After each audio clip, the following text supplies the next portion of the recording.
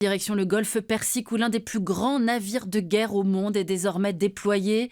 L'USS Abraham Lincoln, venu de l'océan Indien où il menait des exercices, 330 mètres de long, près de 80 avions et hélicoptères à bord, 5000 soldats, le Lincoln est escorté par 3 destroyers chargés de dizaines de missiles. De quoi mettre la pression sur le régime iranien. L'Iran, où la population découvre ces derniers jours avec épouvante l'ampleur inédite de la répression des manifestations, les morts se compteraient en dizaines de milliers. Trump met donc la pression sur l'Iran qui met la pression sur Trump, avec par exemple cette affiche géante déployée dans Téhéran par le régime qui montre un porte-avions américain bombardé avec cette mention en anglais et en farsi qui sème le vent, récolte la tempête, de quoi mettre toute la région en état d'alerte, cette région du golfe Persique stratégique pour les États riverains, mais pas seulement, vous allez voir, sortons nos cartes. Le golfe Persique se situe au cœur du Moyen-Orient, entre la péninsule arabique et l'Iran, c'est-à-dire la Perse antique qui lui a donné son nom. 8 États bordent cette mer quasi fermée de plus de 1200 km de long. Iran, Irak, Koweït, Arabie Saoudite, Bahreïn, Qatar, Émirats et Oman. Le golfe est verrouillé à l'est par le détroit d'Ormuz, qui s'ouvre sur le golfe d'Oman, puis l'océan Indien.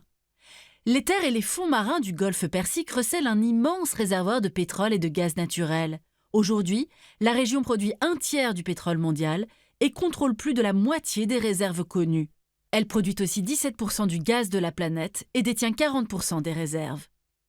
C'est donc le monde entier qui suit avec inquiétude les menaces échangées entre Washington et Téhéran. Les États-Unis, présents dans le golfe Persique depuis longtemps. Après la Seconde Guerre mondiale, les Américains s'allient avec les Saoudiens, puis installent le commandement pour les forces du Moyen-Orient à Manama, à Bahreïn, pour garantir un accès régulier au pétrole du Golfe et contrôler son prix. L'alliance des États-Unis avec le Shah d'Iran est l'autre maillon de ce dispositif essentiel pour l'économie occidentale. Mais en 1979, la révolution iranienne et la mise en place de la République islamique bouleversent la donne.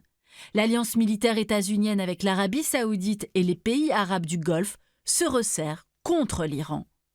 Après 1990 et la première guerre du Golfe contre l'Irak de Saddam Hussein, la 5e flotte américaine devient le pilier naval des États-Unis dans le golfe Persique. Son rayon d'action s'étend jusqu'à l'océan Indien. Plus de 30 000 soldats sont déployés, avec des bases sur tout le pourtour occidental du Golfe.